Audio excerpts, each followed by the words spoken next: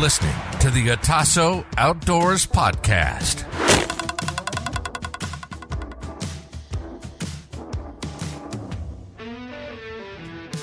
Do, do, do, do. Do, do, do, do. Oh! Didn't bite. Didn't want it.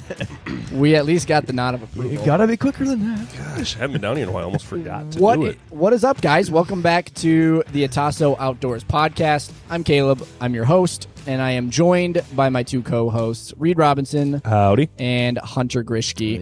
Ew. If you are tuning into the show for the first time, you're likely to find one of three segments. Segment number one is What You Got, Buddy? What You Got, Buddy is where we bring pre-prepared articles or headlines in, and we discuss them at length. They can be as short as 20 minutes, as long as an hour. Segment number two. Segment number two is our Spotlight series where we search our network for interesting people in the outdoors industry. We call them down into the bunker. We get to know who they are, and we bring you guys along for the ride. Segment number three. Segment number three is our head-to-head game show series where we have a quiz master ask each other a bunch of questions and see who knows more at the end. You guys clicked on it, so you know what it is. Today, we have a Spotlight series. Live in the pod bunker with us is Mr. Nathan Stump. Oh, that's awkward when I have the guest muted. Yeah, That's a real bad look. You're not going to be able to talk. A No. real bad look. Dude, thanks for coming down. Yeah, We appreciate it. Yeah, this is amazing.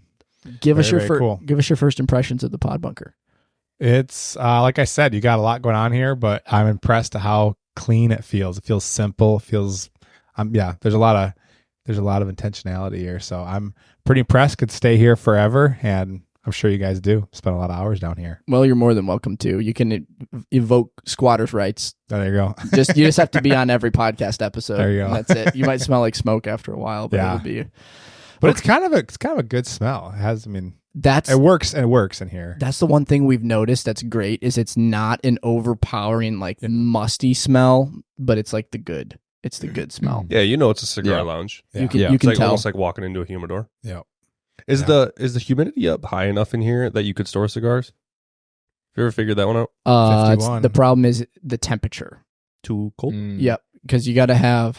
I think for most humidors, it's like 60 degrees or higher plus humidity. And the problem is it gets so cold down here, and we have the dehumidifier running all the time, so Yeah. it stays below 50, Yeah. which would dry them out. I'm fine with keeping them in the house. Yeah, that's fair. I will say the thing that impressed me the most is walking in and Caleb asking what size shoe I was and telling me they're right under my seat. I thought, wow, this is that says a lot about Perfect size. says a lot about a person right there. I was impressed. Custom slippers just for you. Do you Yeah. prefer Nate or Nathan? Either one. Yeah. I get probably Nate more. Yeah, what was Yeah. your growing up nickname? Probably just Nate. Some people call me Stumpy because that's my last name. Stumpy. There you have it. So I got Stumpy a lot in college. Oh, Stumpy. Yeah. There Any you have nicknames you didn't like that we shouldn't use, but maybe once or twice tonight? No, like I was just telling before you got here, I said pretty much when I was a captain on the river, they make you pick a name, a nickname. It's like Big John, and I was never on those things. So my clients would ask me, "What's your nickname?" and I would just say Average Nate. Average Nate. I said, when you fish with me, you can expect average results. Not too good, not too bad. So that being said, we want to get to know you a little bit more and have our listeners get to know you a little bit more. So let's start from the beginning and dig into kind of where you grew up, who the heck you are, and then we'll branch off into some more of the fun stuff. So give us your Spark Notes bio. Yeah. But before you do that, I want you to describe who you are in three separate words. Like what 3 words? This is something I want. This is the first time we've done this, and I want to do this. I want to do this on the See how back it end. goes. So, Test run. so I want you to describe what you think your personality is as a person in 3 separate words, and then at the end, after talking to you and having You a can conversation, decide if you agree. we'll throw out Okay. 3 extra All right. words that we think describes you. I would say passionate would be the first, and then I like to be funny, whether or not I am. That's hard to know, but I love to laugh, right? So that's a big one. And then I would say I'm a risk taker, which is 2 words. So there you have it. I But, love that. yeah. All You right. have it. So He took a risk on that second word. I really did. I didn't even say it wasn't allowed. Big risk taker. Yeah, I really like to put myself out there. I'm going to say 4 words. That was my vulnerable moment. And he hit the funny thing. All right. nailed it. Yep, there All you right, go. Nate Stump, who the heck are you? All right. So I grew up around here in St. John's, and then I went to college in Virginia to be a filmmaker. Met my wife, and then I got so sick of filmmaking because it's an awesome culture, but it's a very you have to suck up culture. Like you really have to be somebody or not. So I saw an opportunity to move to Alaska to be a dorm parent for Alaska Natives. And I just saw an online link and I decided to apply. And I just completely, after I graduated, left filmmaking and decided to go into residential life for college. And then that's when I moved to Alaska. And at the college I worked at, it was a lot of, I would say, high risk situations, students with drug and alcohol addictions. So you're kind of like the first responder when somebody, maybe gets intoxicated or gets violent. And then you're just there building relationships. And I absolutely fell in love with it. The moment I landed in Alaska, I landed at 3 a.m. and I walked outside at the airport and nobody was picking me up till 3 p.m. I had 12 hours in Anchorage. And I walked to a lake and there was float planes everywhere. I didn't know float planes were still a thing. And it was just like Alaska. There's very few very few fences that you can't do anything. And I just started exploring this lake, and that's when I fell in love with it. I was like, man, I love this place. So long story short, I lived there, and then I got a job offer to be a director at that college. I went and got my master's degree in counseling for drug and addictions and pastoral counseling. And then I worked in Alaska as a missionary at that college with my wife for 5 years. Then I decided to become a fishing guide, and I got my captain's license. And that was pretty hard because I had no experience boating or fishing professionally. And That's a big process. You have to work for 90 days, 4 hours a day on a river, just floating there and not being paid for it. You have to log your hours before you can apply for your license. So I used to take a boat and float on the river for 4 hours a day. I'd play cards on my phone and just log my hours. But anyway, I got my captain's license and became a guide. And then we eventually moved back to Michigan because we started having kids and our whole family's from here. So that's the Spark Notes version. Wow. Talk about adventures. Yeah. All right. So let's dive in a little bit more into the Alaska side of things. Sure. Specifically the outdoors. So you were guiding. What did that look like? Yeah. So my license is to guide on the Kenai River, which is actually where the world record king salmon was caught. I think 95 pounds. What? So, Oh my yeah. Wait, what? gosh, Yeah. 95 pounds. Yeah. I'm off by a few pounds. I need to look it up. I used to have it off the top of my head, but it's in the 90s. I think it's 95. That is a man. No way. Yeah. You can look it up. Wait, I'm trying to somewhere in the 90s, but it was caught in the 80s, and those fish don't exist anymore. I'm No. mentally trying to figure this out because Yeah. if you So the place where it was caught, I would fish that spot like every day that was my job. And of course, people see that photo on Facebook and everybody thinks they're going to catch the world record, but it was 40 years ago and we've completely destroyed the fishery, unfortunately. And those fish don't exist anymore. So it's kind of sad actually being a guide because people come with high expectations and you basically have to tell them. then that they get photo- average Nate. You're going to get 10 to 20 pounds.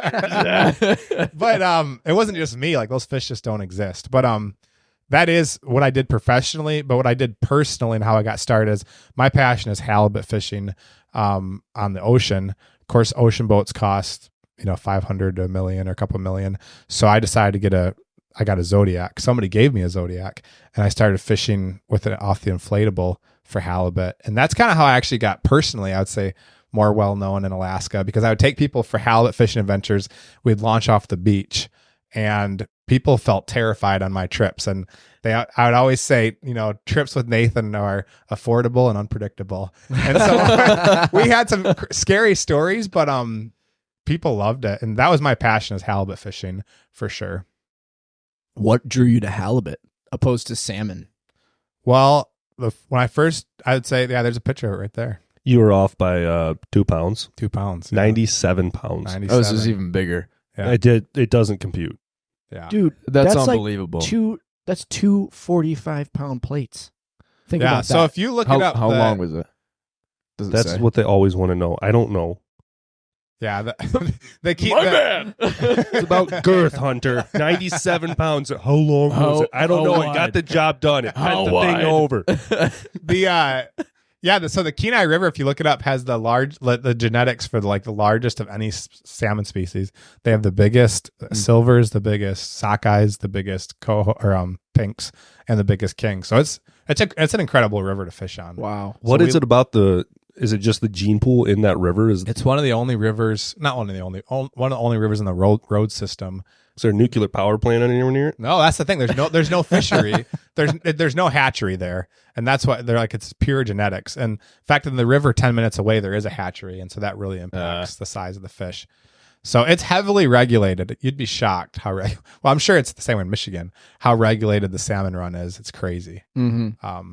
But yeah, what drew me to halibut fishing was I just wanted to get out in the water, and I had no money, and I was so desperate to get out on the water. I saw people catching halibut from the beach, and I knew if I could just get a little further out there, my line a little deeper, I could catch way more halibut. And so I took a canoe on the ocean, and I had no anchor. I found an old barbell and tied shoestring to it and lowered it down as my anchor. And the first time I went Shoestring. out, yeah, I was dirt poor, and I found a trolling motor that I hooked to a battery in my canoe and mounted it to the canoe so I could get a little bit further out there. And my first launch with anybody, I did this by myself and never caught fish, but the first time I launched, I guess you could say that the maiden voyage for real, was we launched in Alaska in the summer. It doesn't get dark. So we went at midnight and we launched about 3 a.m. and we limited on halibut in a canoe. And it was incredible. Good night. Wow. And we did it again, and actually the next time we tried it, the waves got too big, and somebody tried to rescue us in a boat because they said we were so crazy for being out in the ocean with a canoe. And we were. I found out later.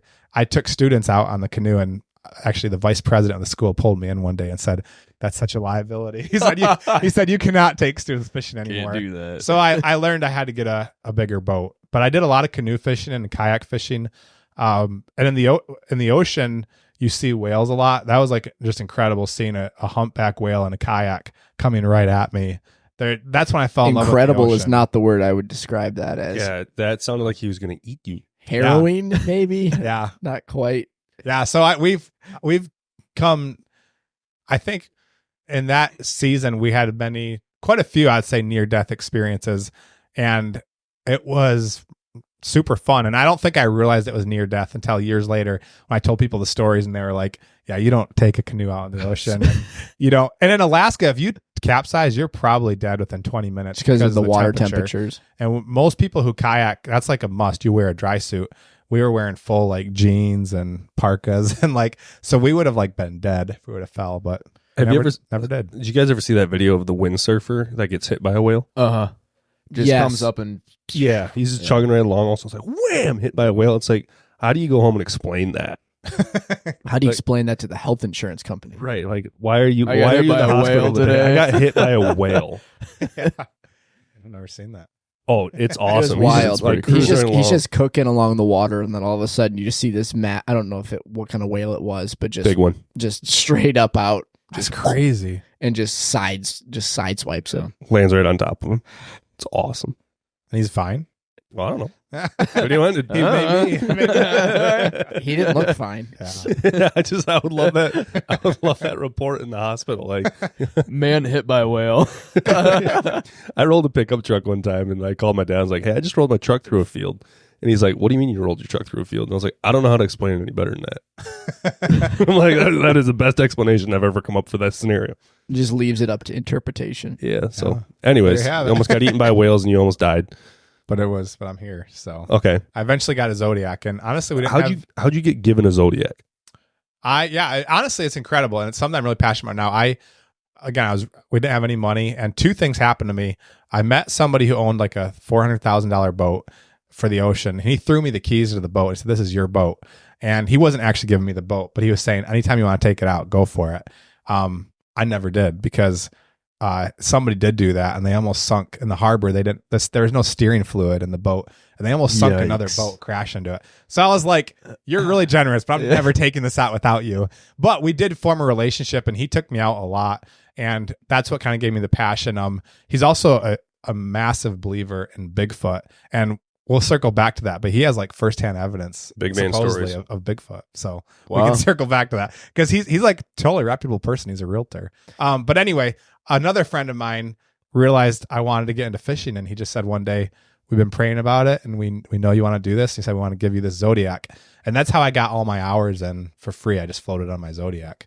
So like, Wow. I definitely would not be a captain if two people weren't crazy generous. And to me today, that changed my life because I know that if you do happen to have money or the ability to bless somebody, you really could change their life, because that'll change my whole career. Mhm. There's no way I could have afforded that. So Wow. That's cool. yeah.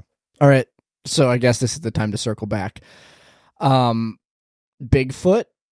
Yeah. So I let's love it. before we hash this one out, we're gonna go with the four corners and get everybody's opinion on it, and then we're gonna go around that rabbit hole. So Hunter, Bigfoot, yay or nay? It's a big nay for me. All right, Reed. Tread carefully. Big foot, not big feet. There's one. One. There's one. Oh, that's tough. Just one. Cain was cursed to walk the earth forever. That's exactly what I was just Ooh, about to that's good. say. Bigfoot. Good. Yeah. But here's the Interesting. thing. The one thing is No, I'm gonna discredit myself if I say anything about interdimensional Bigfoot, but because that would solve the trail cam issue. Bigfoot. Yeah. well, yes. The trail Yeah. cam issue is big. Everyone says, well, there's millions and millions of trail cams all over the place, mostly in the continental US, and no one's gotten pictures of one. I think biblically the Cain thing makes sense, but also that I think is what parallels with like the Yeti, Yeah. because that would be more likely in like Russia and Asia area if he Yeah. was doomed to roam the earth. Yeah. That's why interdimensional Bigfoot would make sense. Okay, guess corner. Yeah. I'm just a maybe, man.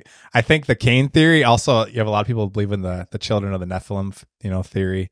So there's a lot out there, but so No, way obviously too when much. he told, I'll just tell you what he told me, and then you can decide if it's Children of good. the Nephilim, that would also make sense to me, Yeah. yes. And that is probably, I'm trying not to reveal my hand. I'm like super red pilled, okay? Not No not way. Bigfoot. Reed? Really? It's gotten worse. Like, I'm a maroon pill for sure. Nephilim, yeah, I could see that. Yeah. And if it's going to be like something trying to deceive you or like distract you or catch your attention in a like power and principality over an area, yeah, absolutely. But Yeah. as far as Bigfoot of what people believe, like a big Yeti thing, no. What's the Nephilim? Oh man, we can't. Okay, we'll get into that later. All right. All right, tell us the story. So Run yeah, with I it. mean, so I obviously he took me out on his boat, and he literally has a journal that you open of like his many adventures. And I remember sitting with him and being like, okay, so we went for a lot of drives and on the boat. How does the well, I think he believed in the Nephilim. Dude, subliminal. But, He did believe it? Tell me about the Bigfoot. And so he, it's not Sitka. What's the island? There's an island in Alaska. I'm just blanking on it. Kodiak. He goes there regularly, and he his kids also believe in Bigfoot, and they're full grown adults. But he goes there and camps there, and he says that he has captured on photograph tracks. And he also has turned in hair samples to the labs, and they've came back half human, half unknown species. No. And the Kodiak legend, the Bigfoots throw rocks like boulders to kill what they need to. And he said the most harrowing day, and I'm not, you can decide if he's exaggerating, but I'm not exaggerating what he told me. He said the most harrowing day of his life was being off the coast of Kodiak, camping in a Zodiac, where he heard a bear and a Bigfoot fighting, and the bear was being mauled to death by boulders, and he could hear this massive crashing and this like yelping and this bear just being mauled. And he said it was massive boulders. And so he, again, you have to decide if he's exaggerating, but that's what he told me. And so we dived even deeper. And of course, you ask, why has it not been spotted? And he does take the Nephilim theory, which SparkNotes version of Nephilim, it's the angels basically inbred with humans, fallen angels that were demons. It's in Genesis. You can read about it. That a lot of people think it's possible that the Nephilim are half human, half spiritual beings. So they have the ability to disappear. I'll also say I've done 5 to 6 years of work with Native Americans, and the skinwalkers and things like that are really, for in the Western mind, hard to grasp, but they're very known, and people I would trust full credibility know people who are shamans or skinwalkers or part of the occult, where they actually have the ability to shapeshift and turn into animals. I don't know what to do with that with my theology, but I personally know people that I fully trust, Native Americans who are actually believers, but who say they know people who are shapeshifters or skinwalkers. Jeez. So see, that's crazy. That yeah, what do you do with it? I have no idea. I don't know. That's I don't know. The thing that gets me is a story about how he sent a hair into a lab, came back half human, half unknown species. That was crazy to me. I've never seen this test result, but that's what he told me. because they have hair samples from every species that's been ever existed. Yeah. Yeah. That's nuts. Yeah. I don't know what to think about that. Guys, let us know in the comments.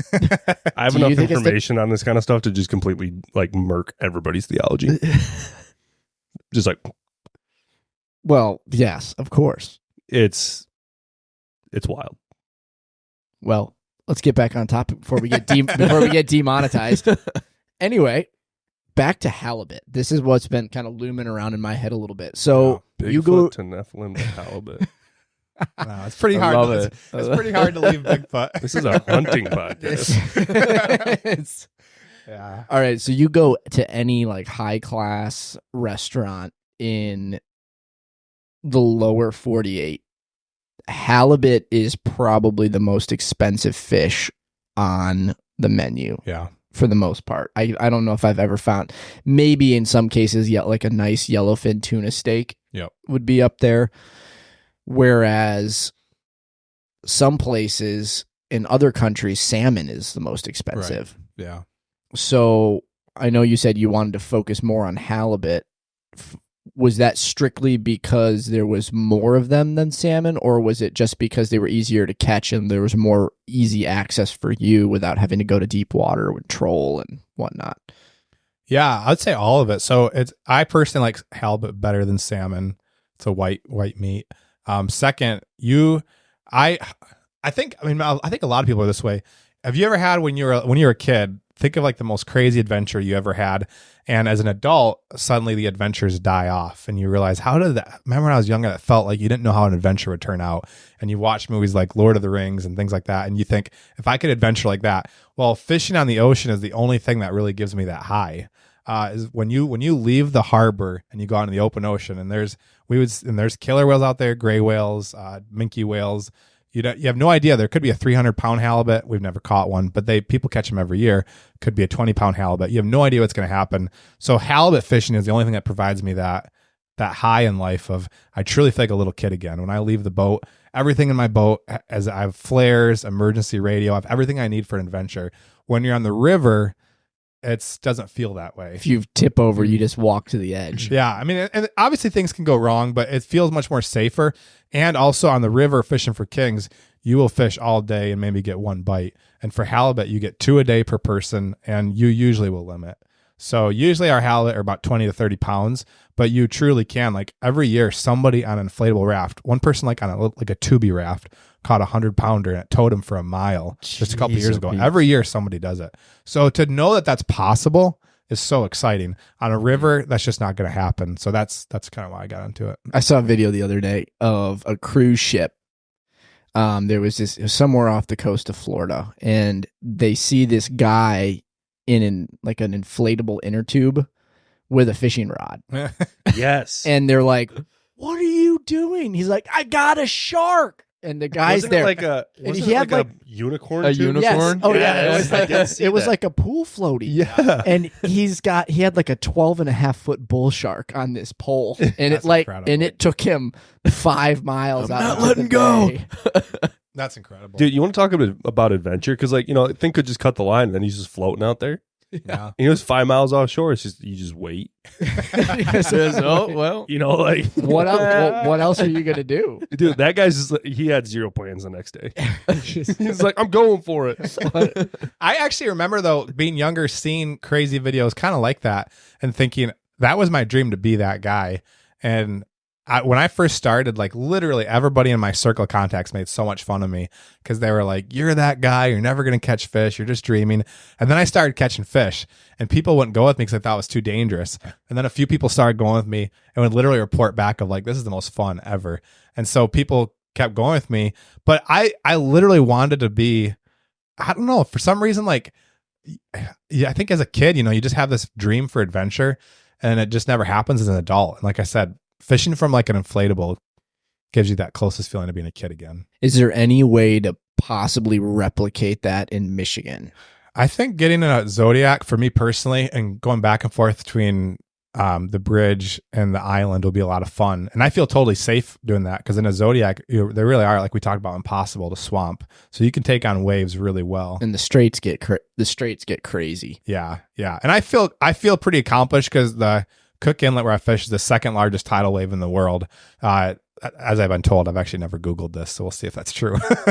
But it was a swing of 30 feet, like from positive to negative on its worst on a full moon. So if you didn't know how to control the tides, like we use between 2 and 5 pound weights to hold our line on the bottom of the ocean so the halibut can bite it, or else the current takes it away. So I know what it's like to fish, and if the wind goes against the tide, the waves will just kick up just like that. So to me, Lake Michigan probably doesn't scare me because I feel like I've done pretty aggressive waters. 5 pound weights. Yeah. So what are you using for bait? Herring. Okay. Yeah.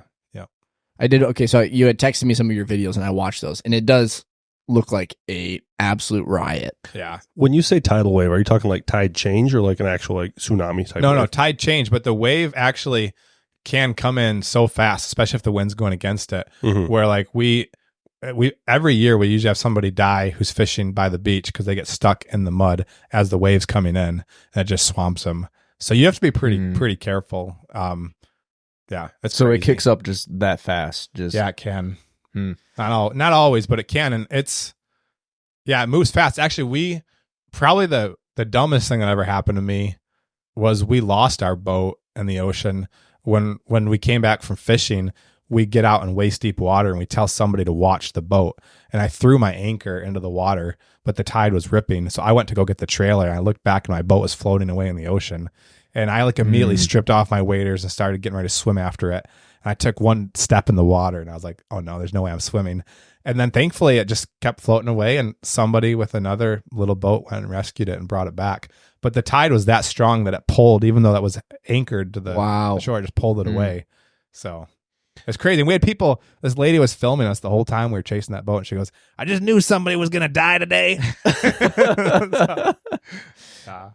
I think, especially in Michigan, the Great Lakes are super underrated in like the danger aspect with the people who go to the beach and stuff and wade in there and hang out. I don't think they realize how. I mean, I've felt some stupid strong rip currents. In not in Lake Superior. I haven't actually been brave enough to go into Lake Superior, but just on a windy day in Lake Michigan, good grief. Yeah.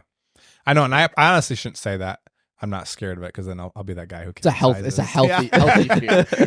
I respect it. Healthy respect. Well, you ever walk out at the end of a pier during like a good windstorm and you got 14, 15 foot swells coming hitting your head?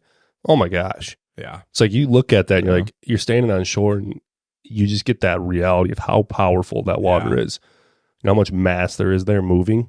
Yeah, it's like you think about water being 8.6 pounds per gallon, and that water's moving at maybe 12, 13 knots. Yeah. And you think about getting hit with, like, if I had a gallon of water and just threw it at you at 13 knots, like, it hurt. Okay, now imagine like that across your whole body and the mass that can carry with it. Yeah, it's brutal. You look at that water, like, if I fall in there, I'm dead. Yeah, that's just it, point blank. There's no swimming out of it. You die. Yeah, it's real spooky. Then you get some dumbasses on the pier that are just like, having fun with it, and just no sense of reality, and then jumping in. Let's jump. That's where the guys that have the biggest set of balls are the surfers that go out, the freshwater surfers that go out off of those piers during storms.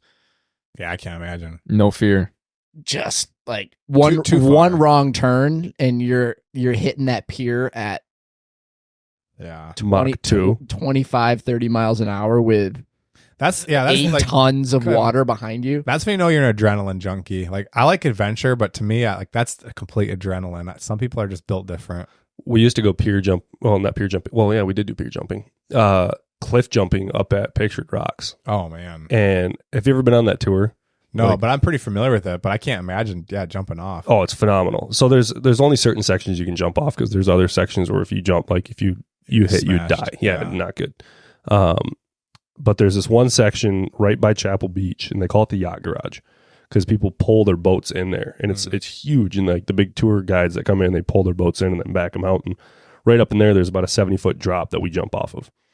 And we jumped in one year, and all 4 of us jumped at the same time. We hit the water. We saw that there were some waves down in there kind of like pushing up into the back of the cove. And, you jump in and all of a sudden we're like, all right, let's start swimming out. We start to swim and like you're paddling hard and you're not making much progress. It's like, yeah. And I just remember looking over at my cousin. Like everybody got really quiet. It was like, all right, we got to figure out how to make it. It's like maybe like 150 yard swim out of the cove and then around the point and then probably like 300 yards to the beach. Oh, yeah, that's a long ways. Yeah, and I just remember looking at my cousin. I'm like, gosh, dang it, dude. Like, that's a mile. Well, is it? 1,700. 5,280. Yeah. No, that's feet. Oh.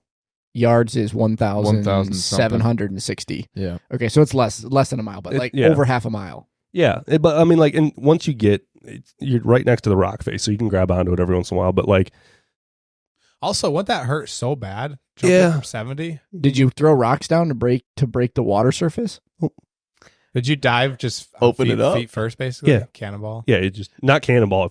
So we actually we had a friend of ours break her collarbone, her tailbone doing it one year. Wow! Like she hit on her butt so hard that it broke her tailbone. Yeah, she just didn't say anything. It's like hitting concrete at that. I mean, so you just go feet first, and it kind of pierces it. Yeah. I jumped off that one spot one year, and there was a whole herd of kayakers down beneath me that I didn't see.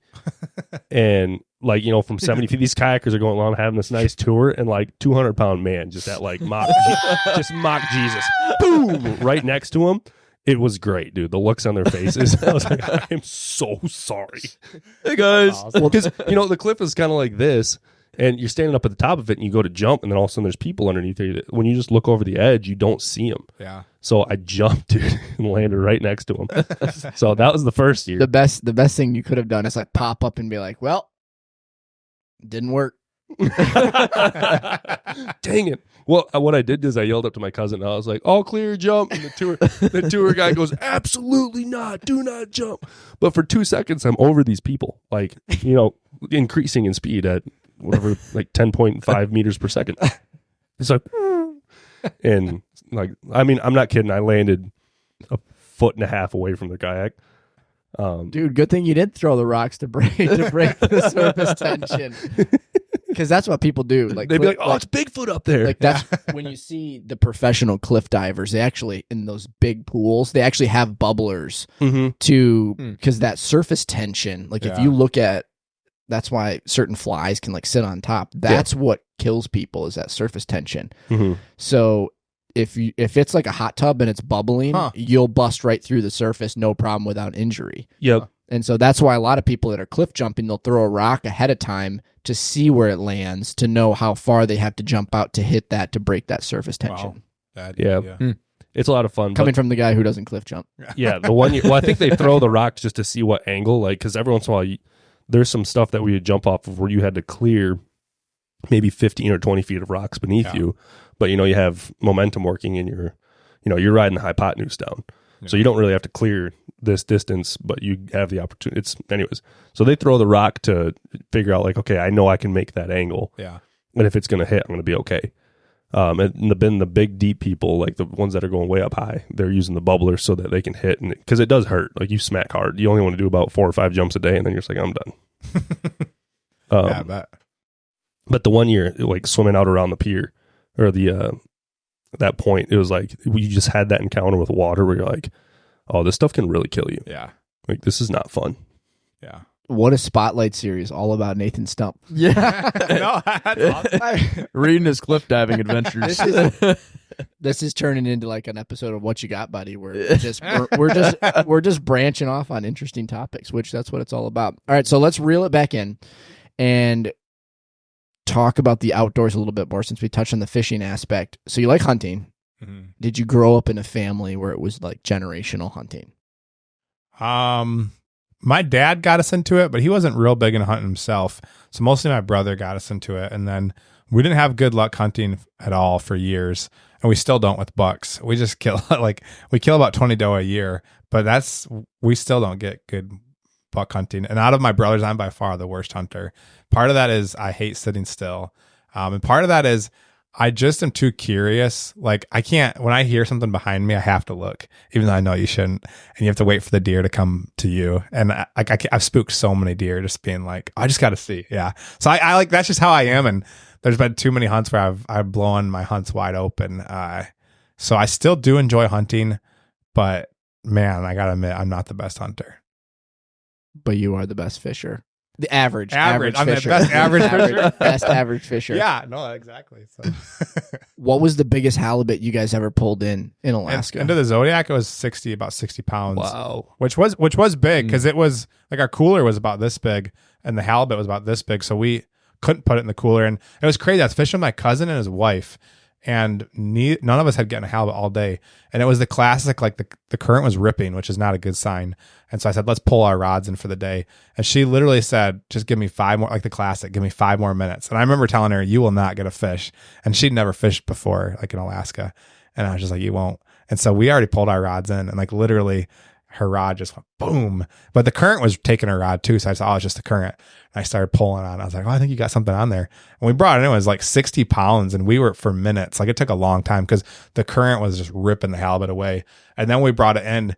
It was too big for the cooler. So we have a gaff. I gaffed it and immediately just straddled it on the boat and started knifing it. Well, my other cousin jumped on top of it and held it down. And it was like, it was definitely, it was the biggest one we ever got in that boat. But 60 in Alaska, 60 pounds would not be considered a huge halibut, but for a boat that size, it felt really, really big. Do you have any idea like what a large halibut would be in Alaska? 300. 300. That's just insane. Yeah. That's But it's, insane. Okay, I've seen that's where I've seen pictures of like 4 or 5 guys holding one. yeah. Yeah.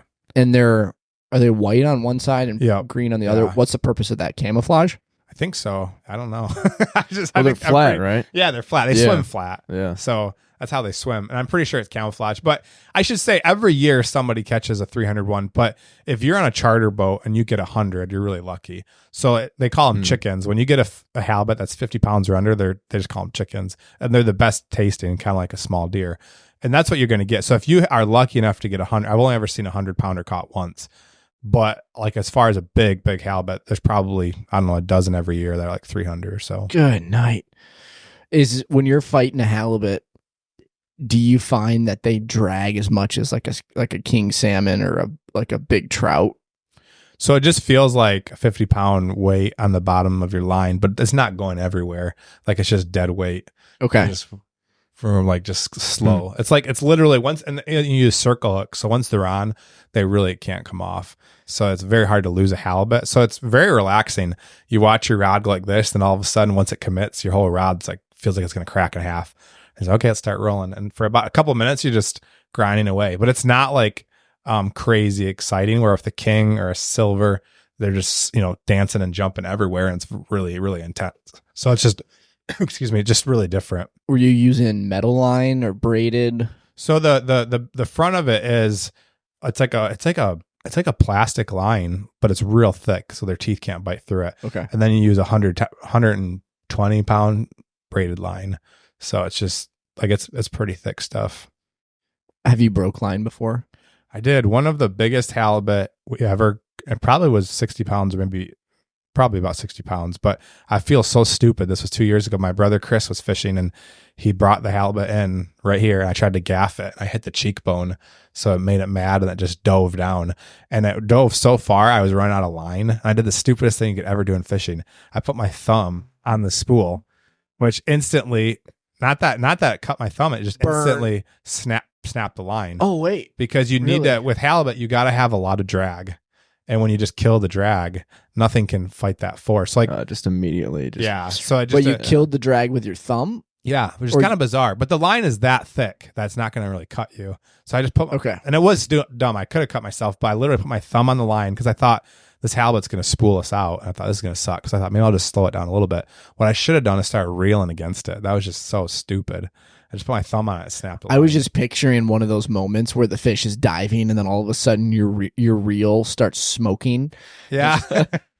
Have you and you put your thumb on it and then you look up and there's just just this gash down. Have you seen The Heart of the Sea? That Moby Dick movie? There's a scene where they're hunting whales and the same thing, the whale spools them out and the rope is hooked to their boat. So if the whale goes all the way to the bottom, it'll capsize their boat. And so they spear the whale, it's spooling, and they're about to snap the line. And the main actor, what's his name? He plays Thor. But anyway. Oh, Chris Hemsworth? Yeah. He's like, don't cut that line. He's like, we got this whale, don't cut it. And right before they're about to cut the line, the whale just floats and dies. But it's the same thing. Like it was spooling out and it could just capsize your whole boat. But then in that movie, somebody grabs the line and just cuts his hand like right down. Not if they had a Zodiac. Not if they had a Zodiac. I'm saying no Anyway, problems. Yeah. It's a good, you should watch it, The Heart of the Sea. Okay. We'll add that to the movie list. Yeah. All right. What are you passionate about? Usually just trying to have fun is a big one. And then I do love competing in sports and board games. And then I'm pretty big into woodworking. I think I'm just passionate about a lot of things because there's so many things in life to be passionate about. So how do you pick one? It's tough. So I'm sure you guys deal with the same thing. And as we talked about this, I'm a jack of all trades, expert at none. And I think I'm even below a jack of all trades. Like I've taken so much crap, being made fun of so much for when I first started fishing, I was so bad at it. But there's so many things in life like woodworking now, I'm still really bad at it. But I feel like we live like in such a beautiful world. There's so much to do and make. And it's like, why not dabble in everything? You're average Nathan. Average Nathan. There you go. That's exactly. It's awesome. But yeah, so I don't know. I always love learning new stuff. What's one thing you could go back, if you could go back and tell 13-year-old Nathan something, what would that be? So if you dabble in everything and keep switching careers, you won't be able to climb the ladder ever. So you got to think about this when you're choosing a career. Because my brother told me this. He said, I so admire you because you keep switching careers. And at the same time, if you don't stay, like when I was at the college, I was in line. The president pulled me aside and said, you're going to be vice president next. And then after 5 years, I left and switched careers. Whenever you switch careers, you have to start at the bottom of the chain. So if you do that your whole life, it's a beautiful life. You'll learn a lot, but you'll never make enough money or be high enough because you do have to put your time in, right? You got to start at the bottom to make it to the top. So what I would tell myself is, I don't know if I would do it different, but I would just say, be realistic about that. And I think you can go one of two ways. I know a lot of my friends who are stuck in jobs they hate, but they just want to put their time in and one day be somebody. And for me, I was never willing to do that. Like I want to pave my own path. But if you keep switching careers and venturing into new things, you are always going to start at the bottom, right? So I would say sometimes it's frustrating because all my degrees in college education is in counseling and in filmmaking, and I'm not that interested in it. But counseling would pay well. But right now I'm interested in woodworking. Woodworking doesn't pay crap right now. And so like I have to be a realist. Like I just love business. I love business ownership. But you have to be a realist when you keep switching careers. You got to still provide for your family. So you just got to have that. If I was telling myself 13-year-old Nathan, I'd just say have that talk with yourself of if you keep switching careers, there's a hard sell. Sometimes I get frustrated that I'm still at the bottom, but I had a choice. I could have been something, but I got maybe too tired too fast. Maybe I wasn't patient enough. I think like I'm young. I don't know a lot, but I do know that like I've talked to a lot of people over the years and I've read a lot of books about guys like, Robert Kiyosaki's like the king of this, where he goes, don't go to work at a job to get money, go to work and learn how to like get skills, learn how to do things. Yeah. And And eventually those skills will turn around and benefit you and bless you on the back end, where I've talked to tons of people that are in positions where I'm like, how the heck did you end up there? Yeah. And they're like, well, I did this for a while, and then I kind of transitioned over into that, and then I did this, and that set me up for this job, and it introduced me to this person that, like, 16 years later, I met them again, and they said, hey, are you still doing it? And I was like, I was doing something else at that point. Next thing you know, you land in a VP job of a big company because you have all these experiences that built you up to this one point.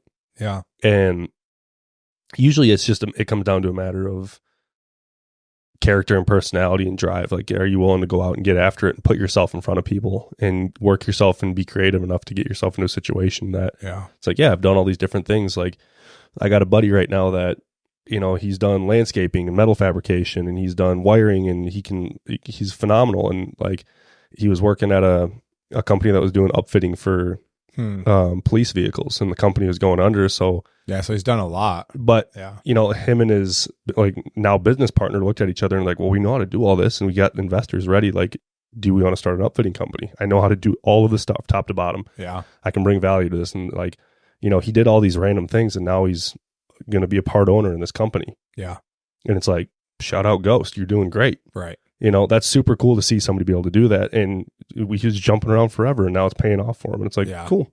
Yeah. So I wouldn't beat yourself up too much about it, because I get that sentiment. But yeah, if you got that gusto in you, a little bit of gur works out. Yeah. The people who are more introverted that, might not have the ability to communicate and cultivate relationships and whatnot, that might be a harder spot. Right. Yeah. But being extroverted in that way, I think being able to communicate with people will take you a long way. Yeah. And I just think it's so fun. I get bored too easy, but I'd rather have my back up against the wall being the rookie at something than being the person who's like the sage, been there, done that, and should have quit a long time ago. But the thing is you're going to be that sage sometime. Maybe, like, you're going to be old someday, and you're going to have a ton of experience and a bunch of different things. And somebody's going to be like, how does that guy know how to do that? And he's like, well, when I was 24, I was in back in my day, I was in a kayak getting attacked by a killer whale. I'm the kid. And everybody called me Average Nate. Yeah. It is, though. I mean, that's actually one of my things I love talking with other guys about is how do you make career choices and how do you balance that? Because, I don't know. It's just interesting. Does complacency scare you? Is that why you always like trying new things and, growing yourself and always challenging yourself? Yeah. I think where I grew up, it was much more common to take a job that you're kind of stuck in the rest of your life. And that always scared me. And in the Clinton County area, like St. John's, there's not tons of opportunity. So I think when I went to Alaska, like the world just opened up, and it was just like a lot of job opportunities opened up. And I remember thinking, I don't want to be trapped ever again in like a job I hate. And so I do love switching jobs and just, As terrible as this sounds, I do think that's a huge generational disconnect. Yeah. That was kind of, you had the greatest generation, like our grandparents that came out of the Depression, they lived through it. And so everything was valuable and important. And then the boomer generation, you go to school, you get your degree, and you go get a career. Whatever it is, whether it's in banking, finance, you go work at GM, factory job, manufacturer, and you work that job for 40 years while contributing to your pension and your 401k. And then when you're 65, you draw Social Security and you retire. Yep. And you spend time with your kids and grandkids. Yeah. Like, and that's life. Like Jordan Peterson has always said, the goal of a human is to have kids that have kids. Yeah. Like, and that's in the scheme of things, like that's what everybody focuses on. And I think our generation is probably one of the first ones where it's like, maybe not. Right.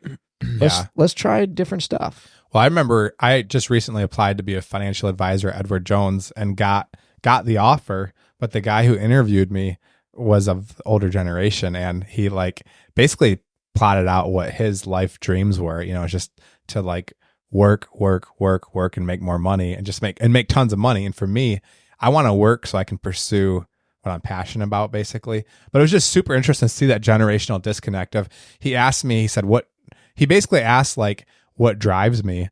And I said, I want to work as fast as I can so I'm rewarded for being fast so I can do what I want to do.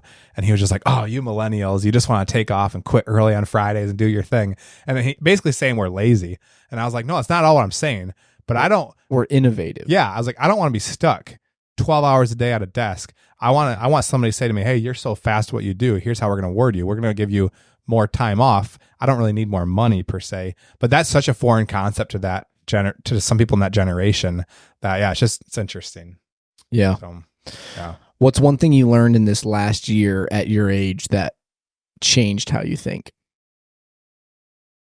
Well, I think, yeah, we just recently had our first son. So that was interesting because I've always pursued so many hobbies and now that's gotten cut down a bit. So I've had to kind of honed in on that and choose one. So I've chosen kind of woodworking, but that's been a really hard thing to learn. Cause yeah, I love to pursue it all.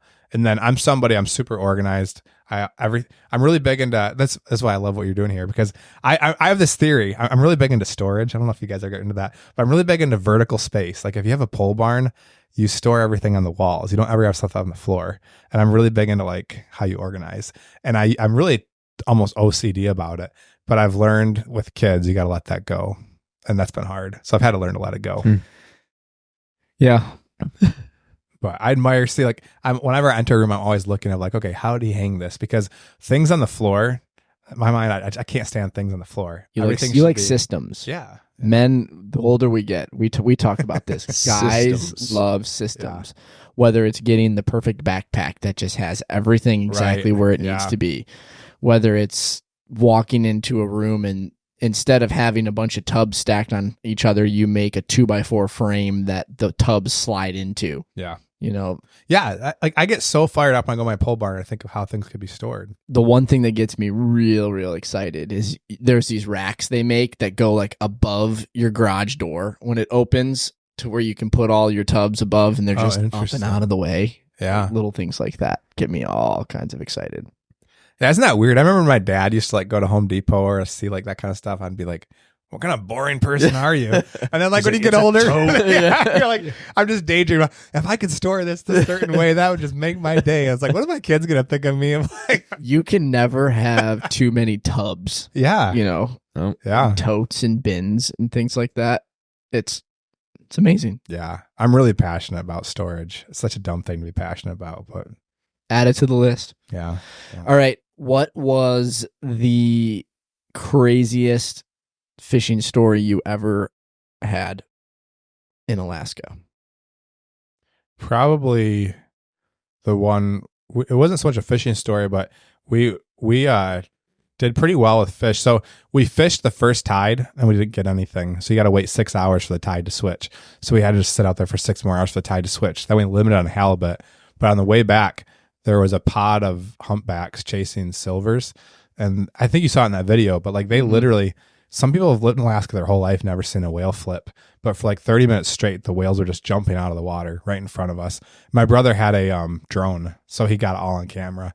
And that was like, just like the captain on the boat, who's my good friend, said he's been on the ocean for like 10 years. He's never seen that before. So that was really cool. But that was my best story. I'm not a good storyteller though. I've been told that many times. But you have a degree in filmmaking. Yeah, that's why I got out of it. No, no, actually, my specialty in filmmaking was producing, which is the business side. I'm really passionate about business. Did you ever have the itch to want to translate like the production aspect into the outdoors realm? Yeah, I know you did the videos that you guys did. My brother even does those. Okay, I was gonna say even just like for what those were great. Yeah. So I don't know why. I just lost all fire for filmmaking. I don't know why, but I think when you think something's a fun hobby, then you go to college and you train and train and train, and they just beat the crap out of you. But that's the whole idea of like, they have so many books about this, that just because you love doing something doesn't mean it should be a business, because then you can get sick of it real fast. And I think that's how I was after 4 years of filmmaking. I was just like, I'm so sick of this. See, that's interesting, because like in my mind, I've always been a big proponent of don't just let your hobbies be hobbies. If you find something that you love, like figure out how to monetize it. Yeah. But then at the same time, you're buying yourself a job potentially. Yeah. So I don't know. Well, and I'm the Yeah. same way. Like with my woodworking, I'm trying so hard to monetize it because that's how you pay for it, right? Yeah. So I'm a huge fan of it. I'm not sure what happened in film school. That I think it was the culture of they literally told us like if somebody big comes on campus and they're a producer from Hollywood, like you basically just have to suck up to them and tell them how great you are. And it just like I hated that culture. So like I was just so ready to get out of there. That is a big part of that culture. Yeah. Yeah. I'm not like, I don't know. Even, yeah. This is why Alaska is the best place in the world to live. You can be who you are. And even like my wife was an attorney. They made fun of her when she showed up in the office dressed up for work. Like everybody wears jeans. Like that, like how you look is not a part of who you are in Alaska. And I love that because it's just like, there's no pressure put on being like this image. Did you ever get the opportunity to do any other kind of hunting there, whether it was caribou or bear, anything like that? No, just ptarmigan. So that was the only thing I did. What is a ptarmigan? It's like a partridge. Little bird. A grouse. Grouse. Yeah. Yeah. Really? Yeah. Tastes good? It's like a chicken, a flying chicken. Yeah. That was pretty good. It was just one day I took a 4-wheeler out and just shot one. So outside of fishing, what were your hobbies when you lived in a state like that? I mean, you had access to just yeah, the wild west of wilderness. I pretty much gave all I had into fishing because there's so much to learn about the water there, and you have to learn, and just even getting your boat ready like for the year just takes forever. So we did a lot of hikes, but I dedicated a lot of time to fishing. So that was, and then I did some woodworking, but that was a pretty big hobby of mine, was just the fishing. Let's talk about gear. Yeah. Because we're gear nuts. We love everything about gear. Yeah. And in the archery realms, especially, gear is crazy. Yeah. But I want to talk about fishing gear because we talk to guys who fish a lot and stuff, and it's usually this rod or this kind of bait and this kind of thing. But when you're going on the ocean, it's a whole different ballgame. So you're heading out to fish. What are the top 5 pieces of gear that you will not leave the shore without? Rod aside. Yeah. So your gaff. Yeah. You won't bring that fishing without a gaff. So you need that. What's a gaff? Is that It's the like hook? that. Yeah. Massive pole with a hook Okay. on it. Because the net just won't work. So the gaff is huge, or a gun. But I still think you need a gaff. A gun? For halibut, you shoot him, but I don't in an inflatable boat. Like what, a 22 or Yeah, just 22. Okay. But probably a gaff, and then for me, I always everybody has their own little concoction, but I had like herring oil that was you have a needle and you stick it up the herring's butt, and that kind of just releases. I don't know why, but No way. Yeah, Make them stanky? Yeah, so that to me seemed to work really, really well. Like a natural hormone? Yeah, yep. Just a little bottle of. Interesting. There's so many different kind of oils you can get.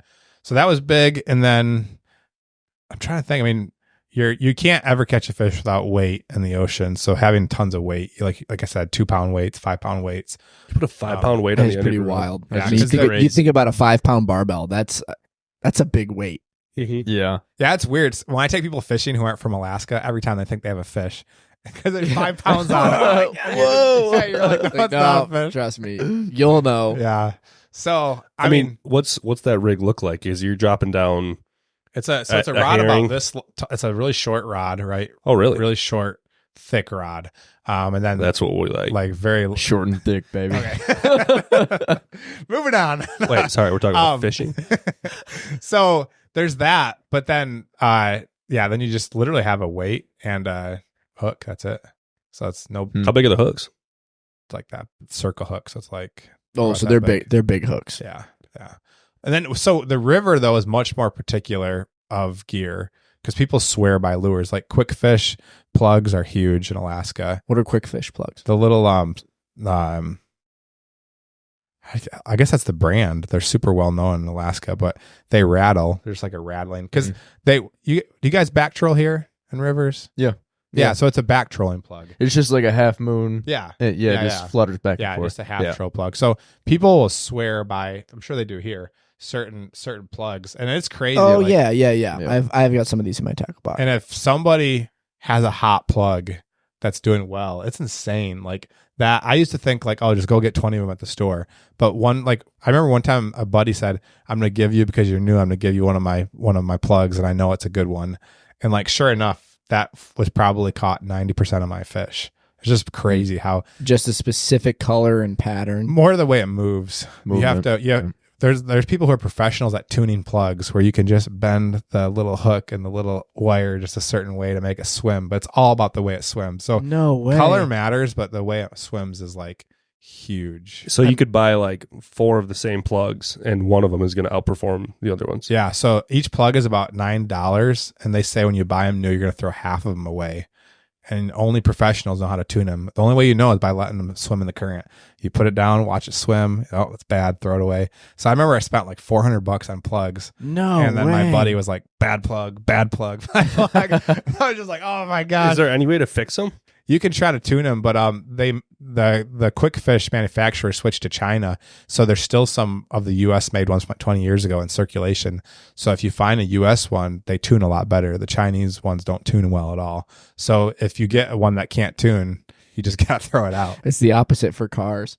Yeah. And then with salmon, you cure your own salmon eggs, and that's like insane. It's like a little Yeah. meth lab. People have like all these little powders they pour in their salmon. And when I got my start, I was okay at curing eggs. I did my own recipe, but somebody who was like, just like, I don't know. It's like the classic fisherman, like super unkept, doesn't know how to do anything else with his life, but he knows how to fish. And he handed me like this container of like pink eggs. He's like, I made this myself for you. He's like, go see what you can do on the river. And like I killed it with salmon. I caught 4 kings in one day when you usually catch, if you can catch 1, you're a rock star on the river. I caught 4. And then I got so famous that the manager called me and said, we have a client specifically asking for you tomorrow instead of all the other guides. And I told her, I said, I am the worst guide of all these guides. It's because I have his eggs. And she said, well, you better go get more. So I drove to his house that night. Said, can I get more of your eggs? And he gave me more. And then I caught more fish. And then I ran out. And sure enough, my production went way down. No way. Yeah. Wow. So I felt so bad because I was like, the next day, they're like, I heard you're pretty famous on the river this weekend. And I was like, I told the clients, I was like, I mean, it really isn't me. It's the eggs. So when you're fishing with eggs, are you putting those on the hooks of the plugs? No, so with no, those are spinning glows. So Okay. your hook has the little loop. Yep. You just stick the sack of eggs, and after about 5 minutes, they all fall apart. So you got to rebait. But Okay, so that's why you went through them so quickly. yeah. So you Okay. stick them on there, and they're super drippy and gross. But that's to get a scent trail, and then you got a spinning glow in front of it, and then you actually have to put a diver in front of it to keep it down. So the current, Like a dipsy diver? yeah. Okay. Yeah. Yeah. So, and obviously, like, that's what's crazy. Like, if you move your diver 1 foot up, 2 foot up, every inch matters so much. So that's like the guys who've been doing it forever. They know all those patterns. So that's where the salmon aspect was a little bit more frustrating. Yeah. You would have to fish for years to be really good at it. And I actually, for being only a 2-year guide, I had pretty good luck, but yeah, I mean, it would take years to be an expert at kingfishing. It's unreal how hard it is. What was the furthest guest, somebody that you guided for, what was the furthest distance that they traveled to come to Alaska? Probably UK. I think we had some from the UK. Oh, man, that's crazy. Yeah, a couple Trying to from, think, would they fly I had one guy, Probably but he wasn't from U.S. here. or Russia? Oh, that's a really good question. I guess they'd still fly over like Canada. Yeah, they probably went like Toronto Yeah. and then Toronto to maybe Seattle and then Seattle to Anchorage potentially, something like that. Just to meet up with the old average Nate. That's right. We had one guy from Belarus, but he lived in the U.S., but it was right when the Ukraine invasion started. So that was fascinating, like for 8 hours, because, Belarus is like real buddy with Russia. So it was really interesting to hear. And then before the Ukraine invasion, I had Russians on my boat, and it was really interesting to hear their views of Putin. So you get like really interesting conversations for sure. Do they like him? They did. They really like him. See, that's I don't want to get down that rabbit trail. Oh gosh. Funny enough, so this is where I'm like very, I would say, easygoing, but I love talking with clients about politics because I can truly go in any world. Got him on a boat. What are they going to do? Jump off. Yeah. I just don't have strong, I have my own opinions, but I just love hearing other people's opinions. So I could hear Democrats, Republicans, and literally just have so fun. So What was the thing that you said? We were talking the other night about understanding another person's viewpoint. Everybody needs to hear this. Everybody listening, open your ears because this is brilliant. Yeah. So it did change my whole view. My wife went to law school and she heard a story of a professor told her, but somebody was hosting a debate between like two people on totally different sides, whether maybe one was Republican, one was Democrat, whatever. And the moderator didn't let them start the debate until each one of them could succinctly and clearly say their opponent's view so well that the opponent themselves said, yes, you nailed it. You nailed my view. And so he would say, okay, you try. And he would try to say, I think my opponent thinks this, this, and this. And he would say to him, do you think that was good enough? The moderator would say, no, you got it wrong. And he would make them redo it so many times till they each could say their opponent's view so well. And so that's changed my whole perspective of if I start and I spend all my time trying to understand your view, where you would say, man, I think Nathan actually gets where I'm coming from. Mm-hmm. Then I can share my view. And that helped a ton. So I approached a lot on the river that way of just like tons of listening. And even I had a lot of people who just like all crazy characters on the river. But for the most part, it was really fun just because you start with trying to understand their view. Did you ever have anybody that you thought about pushing off the boat? Yeah, for sure. And one lady did try to get in and fall off the boat. that I was a drift boat guide too. And there's no docks. You just get off on gravel bars. And I had somebody who was like super overweight. That was kind of sad because she couldn't get out of the boat and then she fell in the water. So that was like, that was a bummer. If I was in that position, I probably wouldn't go fishing in Alaska. It's just, it was like rustic. Like you get off in a gravel bar to pee, no bathrooms. And she was wearing like shoes with it, like with a shawl. And I was just like, I was actually pretty mad at our sales team because I was like, what, did somebody not tell you what this was? Like there's no bathrooms. We're getting off like on gravel bars with mud and like the water's like ankle deep to get in. It was bad. Oof. You always know what kind of day it's going to be with clients in the first 5 minutes because they'll tell you exactly what they want. Like I had a client come once with kingfish and you can't even keep kings anymore. It's illegal to keep them because there's so few. You have to throw them back. Mm-hmm. And one client showed up with this big cooler and said, I'm happy today as long as I fill my cooler. And I was like, you do realize it's catch and release, right? Like, you just, I was like, you can imagine 8 hours of that. They're just like, I was like, gosh, this is going to be a long day. So, have you ever considered guiding in Michigan? I did. I thought about quite a bit and talked with Joe about it. And maybe still would, but Joe would probably disagree with me on this. So I think he's got better clients. But here's my experience. Fishing with friends is absolute heaven. Nothing is better than fishing with friends. Fishing with people who pay you $300 a person to catch fish is really stressful. It's because they just there's a certain amount of expectations. Yeah. And Joe said that he catches fish in Michigan, but I'm not just joking about being average. In Alaska, when you kingfish, you get skunked all the time. That's not just me. All the guides do. So people see on Facebook these amazing photos and then they don't realize, oh, you're chasing a trophy. People chase their whole life for a trophy. You may not get a trophy your first 5 trips. Right. Who wants to spend $300 a day being eluded by a fish? So failure is your most often result. And that's not fun doing that professionally. It's not bad with friends. But to me, like that was just after a while, like this sucks. Because literally every day people are going home mad. And again, it wasn't just me. I would talk to guides all the time and say, did you guys catch anything today? Nope. And that's not true for sockeye. There's tons of sockeye in the river. But for kings, like I just got an email about a week ago. They shut down the whole river for kings this year. You can't even fish for kings.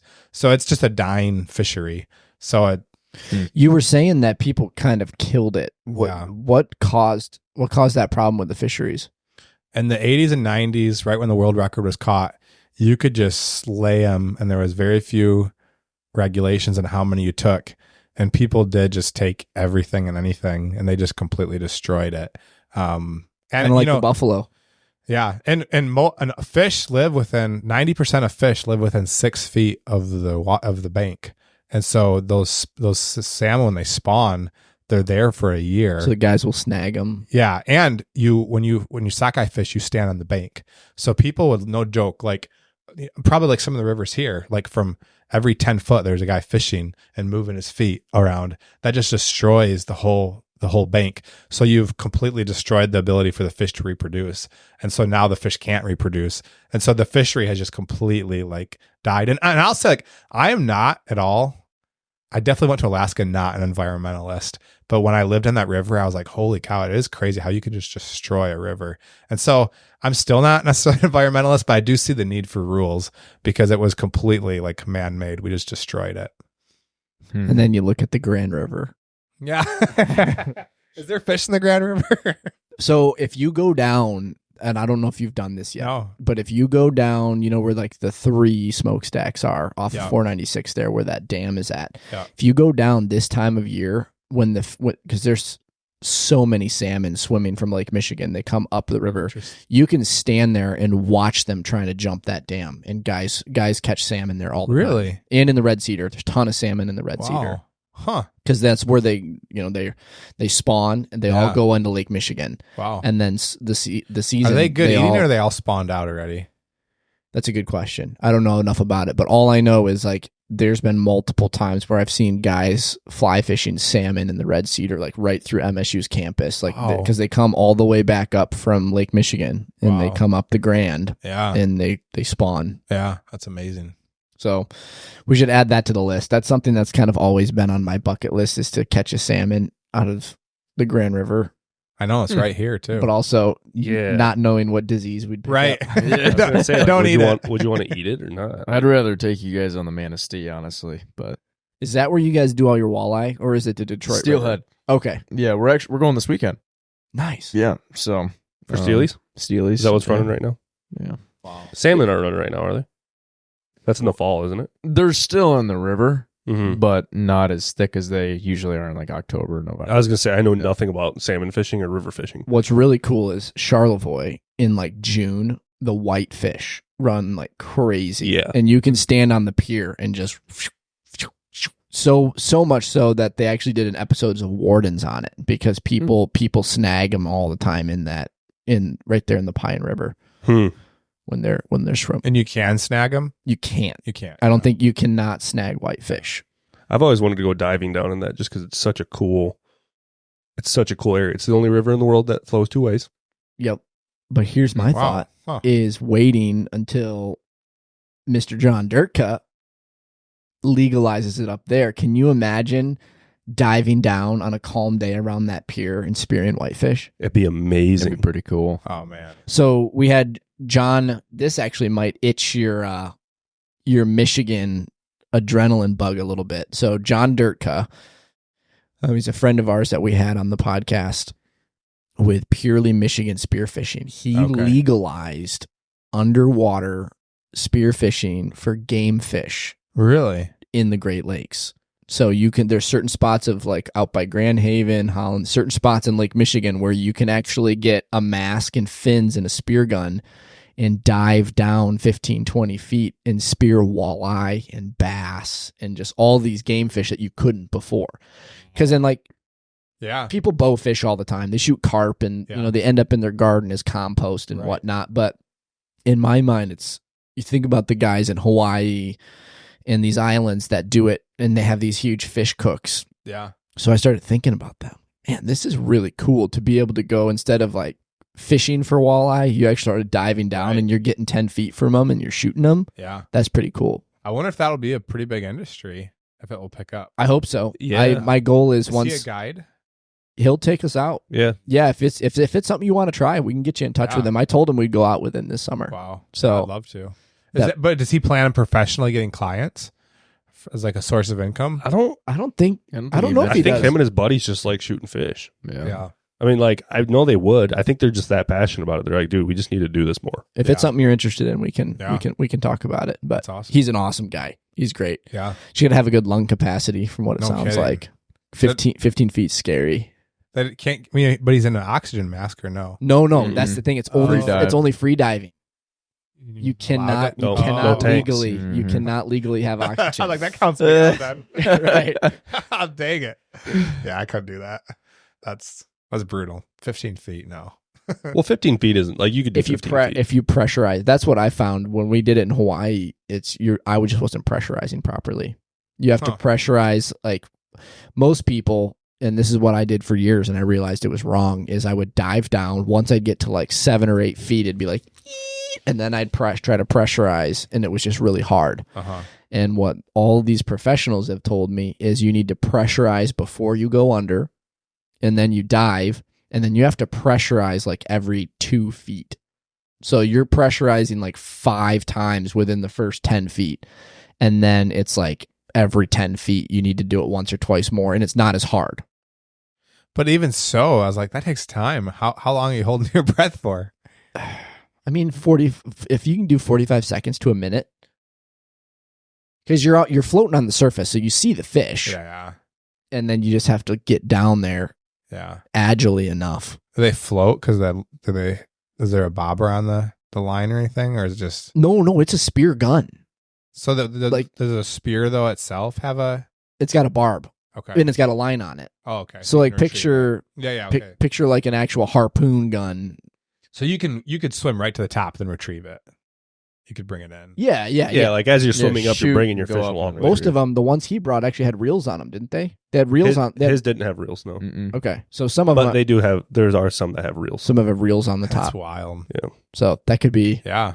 That would be fun. a fun niche Yeah. to get into. That is so cool. All right. Let's go into the final 2 rounds of our show. The lightning round is the first one. What we're going to do is we're going to throw a bunch of. I'm going to get this to Hunter. Oh, good thing he's wearing the bunker busters. We're going to throw just a bunch of quick questions at you. Yep. First thing that comes to your mind, that's your answer. Man, I feel like you're just super organized. You got those on. What's the other side look like? Is it all? No, you're not allowed to see that side. Yeah. That is for us only. Wow. I'm impressed. All right, Hunter, Well done. lead us off in the lightning round. Alrighty. Would you rather shoot a Boone and Crockett typical or non-typical? Typical. Ooh, I dig it. All right. Would you rather own a 3,000-acre high fence ranch in Texas or a 500-acre farm in Michigan? Michigan. Would you rather be mauled by a bear or bit by a rattlesnake? Mauled by a bear. I've actually had dreams about being mauled by a cougar, and I've always wanted to be. Oh, we love cougars here. There's plenty of Actually, real quick there's question. plenty of opportunities Real quick right question. around your house. Is it like, yeah, I mean, I've been fascinated by cougars, and I left for like 10 years. Pause the Are- lightning round. I got to ask this. Are they, cards are there, is that a thing? Are they legit here? Yes. The Yeah. DNR will not acknowledge it, but Michigan has cougars that So, live like, in the in- Lower Peninsula. In my area, This is where Nathan needs to listen to the Atasso Outdoors podcast. Because This, Okay, I don't- this is a hot topic. is it? So my neighbor across the road showed my friend a trail cam and said it was a cougar, and I was like, no, but maybe it was. Did you see it? Mm. I didn't see the picture, but my brother said it looked like a cougar. Okay, because Langsburg, you're really close to Rose Lake, Yeah. which is where the only confirmed cougar in the Lower Peninsula was at. Really? Wow. Yes, that's the only one. Where'd you get that information? It's on the DNR's website. Is it really? Yeah, Hmm. it's the only one So are you that was saying actually there's, verified. are you by saying the there's only DNR. one cougar in the lower? There's way more. That's been Oh, verified. yes, that was actually been verified they're via admitting to it. Yeah, photos yeah. and or Yeah. tracks. Yeah. And then everybody's trying to debunk that one, saying it was not a wild cougar and that it was a released pet. So there are cougars though. In your guys' opinion, I'm just looking for the. Mhm. Yes. Yeah, in our 100%. opinion, yeah. Yes, we did a whole found tracks. we did a whole podcast on it. We have so many firsthand encounters. We had a post that a reel that we posted that went quasi viral, and I got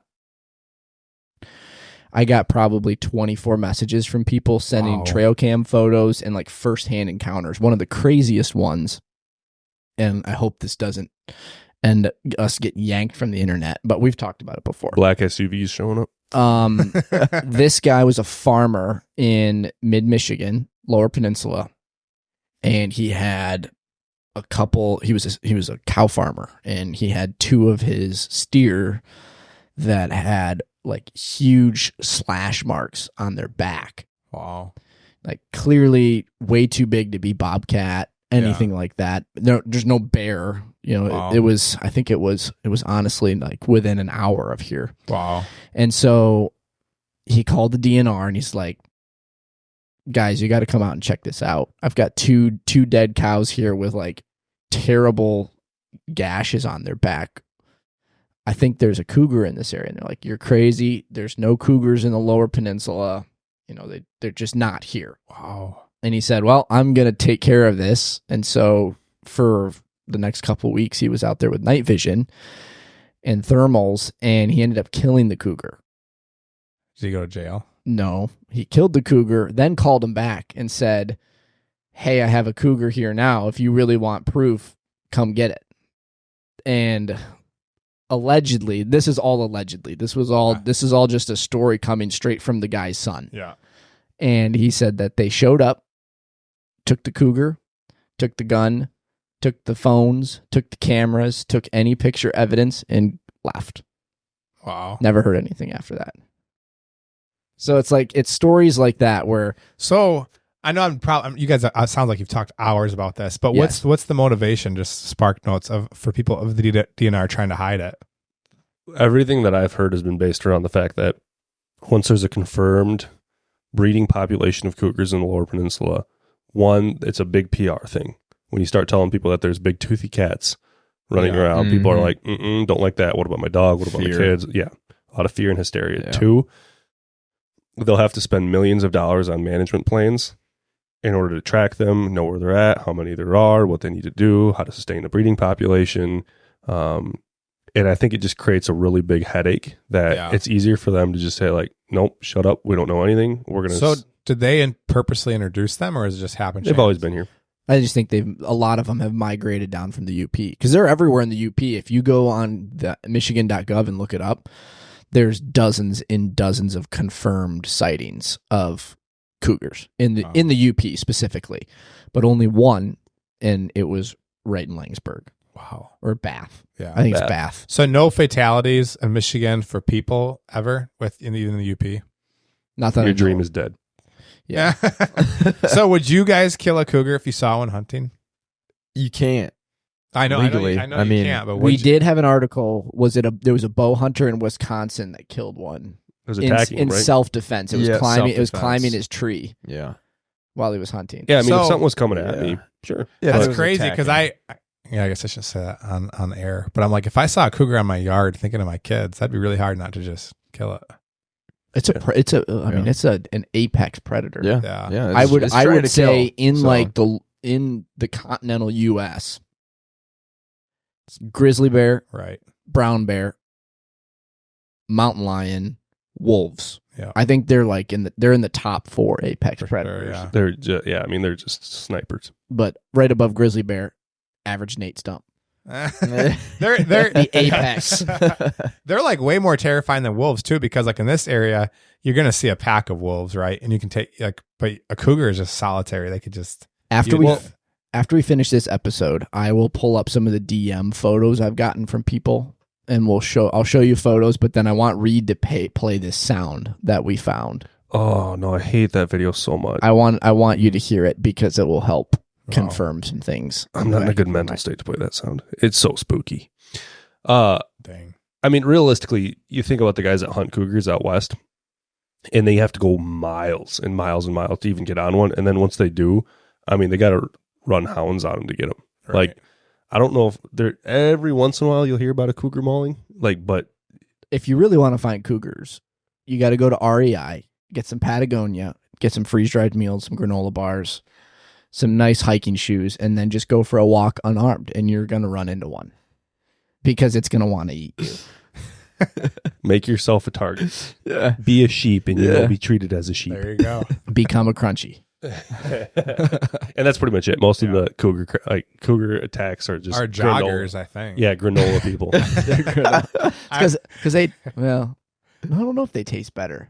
Joggers? Yeah, why wouldn't they come after people like us? We would taste better. People who are jogged. They're a little saltier, you know. I mean, you think about Wagyu beef is beer fed and massaged, so probably not. No, that would be us. I don't think they're thinking about taste in the mall human. No. All right, back to our lightning round. All right. Be attacked by a moose or a wild boar? Moose. I've been almost attacked by moose many times, but never actually attacked. There's a lot of moose in Alaska. Would you rather have an all expense paid spearfishing guide hunt, whatever you want to call that, or sailfish Sounds like I already have one set up, so I'll do the spearfishing. Let's go. What is your favorite outdoor brand? Oh man.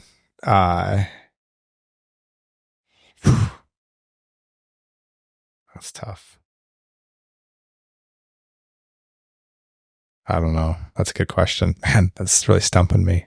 There it is. I was waiting for that all night. I'll say this. I bought one pair of Patagonia pants. I don't know if they're even considered outdoor brand, honestly. But they have Snacks. they've lasted for 2 years now. I've never had a piece of clothing last 2 years. He's really getting close to that, getting mauled by yeah. Yeah, maybe you should shoot the cougar in your backyard. But they did last 2 years, so there you have it. All right, next. You have a bounty on your head. Oh, you skipped. Oh, no. Sorry. I just skipped right over This you, is but a I'll big. take This is a one. big one for him. Go-to snack on the water. Like when you're going out guiding. Yeah, so you got to be careful with that one because the go-to snack would be like anything with cheese in it. But when you can't use the bathroom for hours, so you pick something safe. I used to do a lot. They're called RX bars. Have you ever heard of RX bars? Yeah. Mm. Did you ever have any of those? One of those like 5-gallon bucket porta potties in the Yeah. Zodiac? Yeah. So on the Zodiac, we always usually just guys just pee off the boat. But on the actual river boat, we would have a bucket too. But I've never had anybody have to go number 2. I can think about. Can you just think about how you get real comfortable with someone real quick in like a 15-foot Zodiac? let me take this You're just bucket real "Well, quick." I'm just gonna go to the stern and to take care of this. Yeah. Yeah. It was. A buddy of mine is in the National Guard, and they used what they called a BERT, a bowel relief tripod. He brought Bert I can out in the only field. imagine. Yeah. Wait. A bowel relief tripod. I thought through it too, and I think they need to rename it because I don't know if it's an actual tripod or not. How would that even work? Is it I a know. tripod stool with a hole in it? They just call it BERT. Can we look it up? Is I'll it have him send. I don't know if he has a picture of it. It's just it's a National Guard thing. Okay. Yeah, because I was thinking about the whole tripod thing in it. Interesting. Yeah, It's Mhm. tough. BERT. Okay. Yeah. You have a bounty on your head.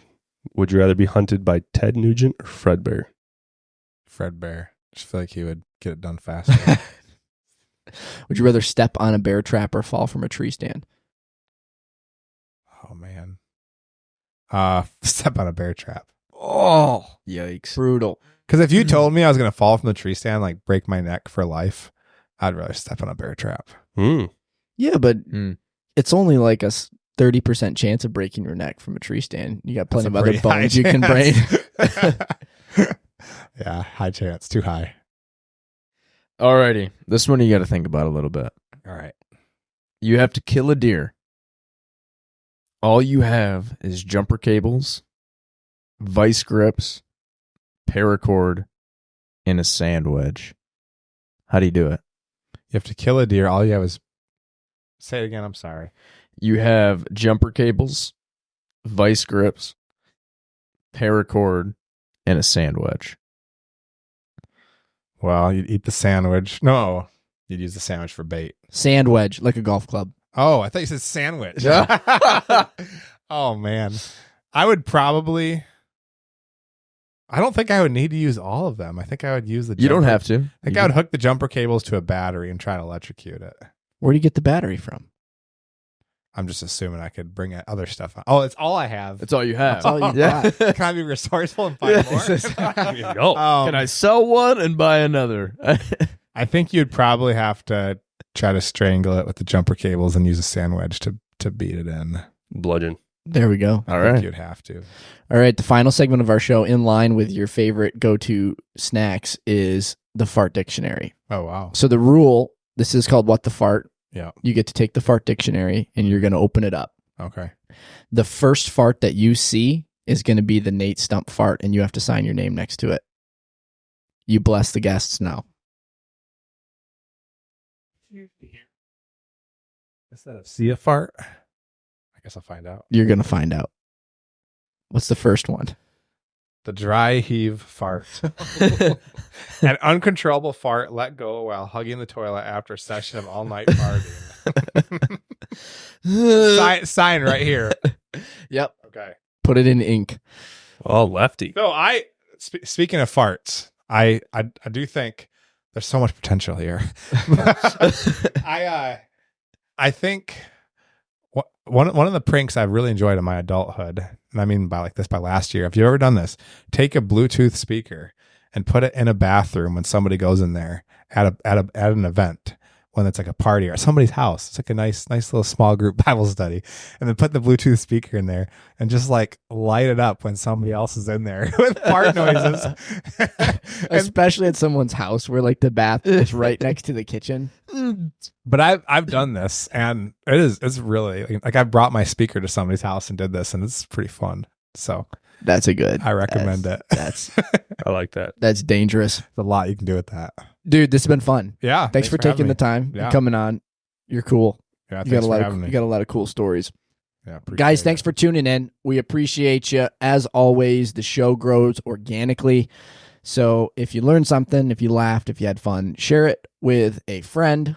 All of our stuff is on our link tree on Instagram at atasso.outfitters. That's where you can get to all of the podcast channels, YouTube where these full-length videos are at, our website where there's merchandise and whatnot to kind of help keep this bandwagon on the tracks. We drop episodes every Tuesday, so make sure to subscribe so you stay in touch with that.